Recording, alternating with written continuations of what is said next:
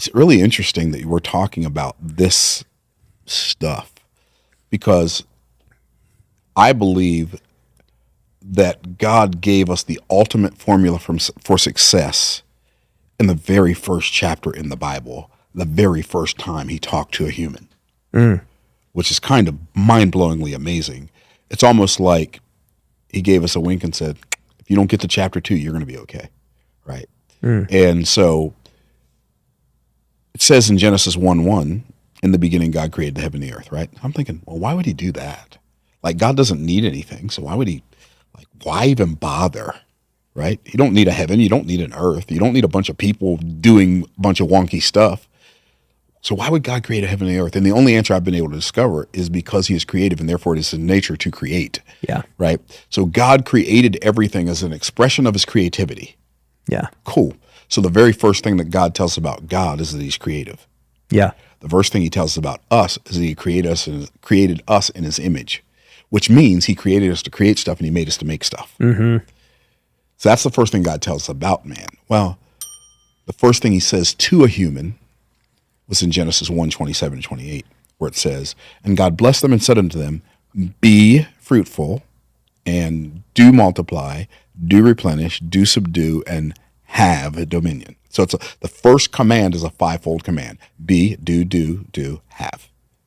That's the command. That's the success formula. Be, do, have. Which means don't be, can't do, can't have.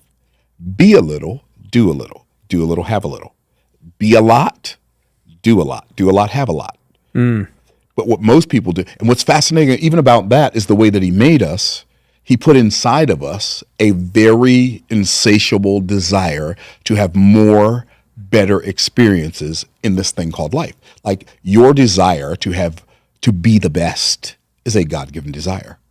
Your desire, everybody's desire to take a great vacation, to live in a decent house, to wear nice clothes and drive nice cars and have good relationships, those are all God-given desires. God gave us the desire to have so that we would yield to the willingness to do the thing that earns us the right to have it. Our desire to have without the willingness to do is what creates criminals. Like human beings' desire to have without a willingness to do is what creates criminals. Yeah. It's what creates wrongdoing towards people. I want to have what they have, but I don't want to do the right thing to get it. I don't want to earn it. Right. Yeah. However, even people, like when people decide to change their life, that's why they start, okay, I'm finally willing to do the thing that earns me the right to have the stuff. Right? Yeah. But they don't realize that just like doing is the seed capital for having, being is the seed capital for doing. Being is the seed capital for doing. So being is the genesis. It's what doing springs out of. Yes. Right? So we have to focus on the becoming. God is most concerned with us becoming more. Sanctification. More like him. Yeah. Right? We are concerned with having more. But when we realize and wake up and realize the best way for us to have more is to yield to becoming more, which will automatically make us do more, which will automatically cause us to have more. Yeah, and this is my whole point when people I'm just like, well, you just need Jesus. Like if you accept Jesus, the next step is you're going to become more like Jesus, and all of these if you're yielded. Yeah. But if you resist, then you're not going to become more like Jesus. Because a lot of people receive Christ, but then they have this internal resistance because they want to hold on to the past as they walk into the future. Yeah. It doesn't work. You got to die to your old self. Yes. Yeah, and it reminds me too of what you're saying of like, do a little, have a little. Right. And it's the whole concept of but be a little, do a little. Exactly. And so if you think about be, do, have, being addresses my identity. Doing addresses my activity. Having addresses my property. So it starts with identity. Taking identity causes you to take action, and then you action have fruit. Produces property. Yeah. Exactly. Okay.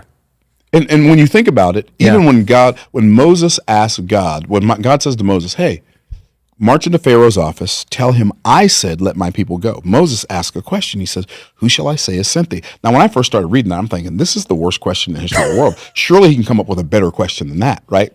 In my youth, I'm like so delusional. I'm thinking, bro, I would not ask that question. Like if it were me, Moses, I know you're Moses and everything, and I'm just me, but the question I would ask, what can I tell Pharaoh you said you're going to do if he says no? That would be the question I ask, right? But Moses understands that authority is always an identity issue, right? And so he said, who shall I say has sent you? The answer made less sense than the question to me for decades. Tell him that the I am, that I am, has sent you. That's part of just the being. That's right. So God's identity is the ultimate identity. He is the I am, that I am. In fact, even if I am an atheist, I can't tell you who I am without first telling you who he is, because I have to say I am an atheist. So I told you his name before I gave you my identity. Oh, they ain't gonna like that. Right? And so God is the ultimate identity. Yeah. And that's why when I yield to him and I just trust that I am who he says I am, that's when I know who I am. If I think I am, most people go through life with what I call a lie-identity. Well, what's a lie-identity? It's all the things, all the people around you your whole life told you you are not. You're not tall enough, you're not good enough, you're not talented enough, you're not athletic enough, you don't work hard enough, you're not smart enough, you're not enough. Who you are is not enough. That is a lie-identity. And it's one of the things that the enemy uses to keep you from tapping into your potential. And what most people do is they attempt to replace the lie-identity with what I call a my-identity. And that's another fake identity that we create to make people think we're more than they made us think we are not. And it's not until I yield to the ultimate identity and trust that I am exactly, no more and no less than exactly who he says I am. Right. And when I walk,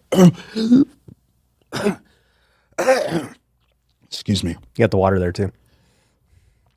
I gotta take a breath here. I don't think drinking will help, but I inhaled some saliva because I got a little excited while I was talking. So when we realize that we are who he says we are and nobody else, we start operating in that. That's when we can produce fruit that nobody else can produce. That's when we can be at peace. We can stop thinking we have competition. We can stop vying for position. Yeah. Because if something's for me, no one can keep it from me. Yeah. And if it's not, no one can get it to me. And if they could, I wouldn't want it anyway. Yeah. As you're saying this, it's making me just think about like even this identity and being the best. And I want to be clear, like it's not even about like, oh, I'm better than this person. Right. It's exactly. I want to be the best version of myself. Exactly. Like I want to operate. I want in my existence, in my experience of life, I desire operational excellence. Yes. In everything that I do. Yep. And if it's not excellent, then I'm not capitalizing on, I'm not maxing out my potential. Yes. Yeah. So being the best is not competitive. I'm not competing with other people. Somebody just asked me a question at the event. They said, Myron, I have a question for you. Why don't you do free plus shipping book funnels? Like, because we were at Funnel Hacking Lab, right? Yeah. Why don't you do free plus shipping book funnels? Why don't you give your book away for free and then, do all the upsells and stuff? My answer was because it doesn't match my brand. Like, I don't want to copy somebody else's tactic that works well for them, but it's not a mismatch of their brand. But me attempting to do what they're doing would be a mismatch of my brand. And now I'm confusing my audience. Right. And there's no need to do that just to make some money.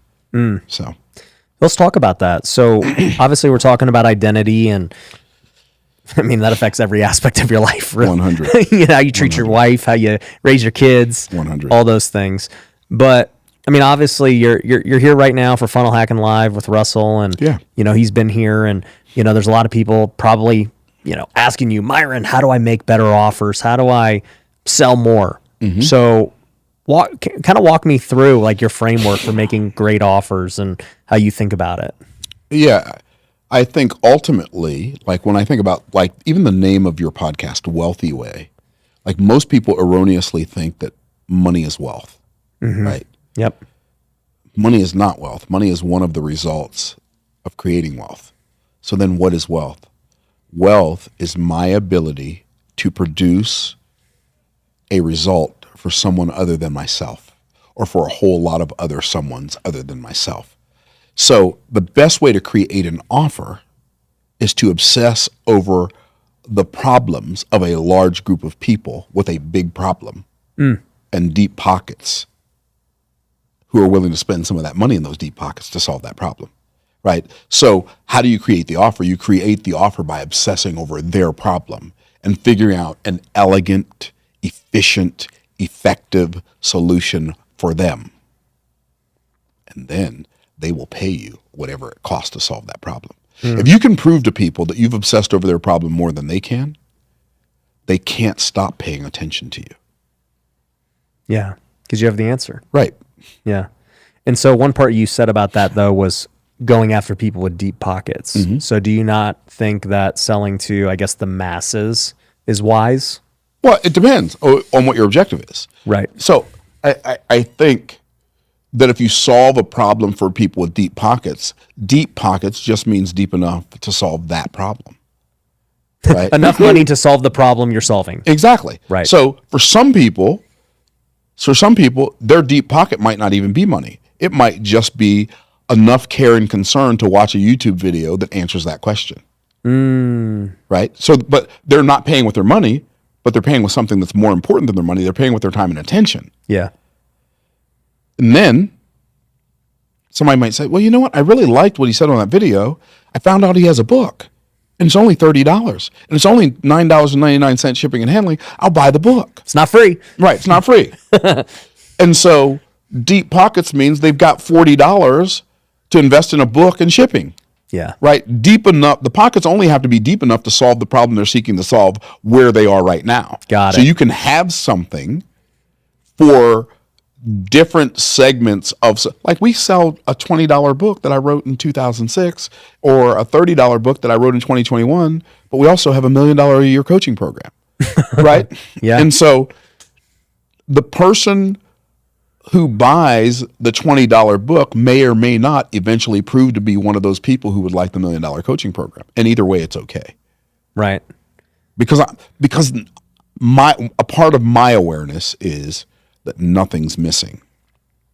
And when I say nothing's missing, I have nothing to hide, I have nothing to gain, I have nothing to lose, and I have nothing to prove.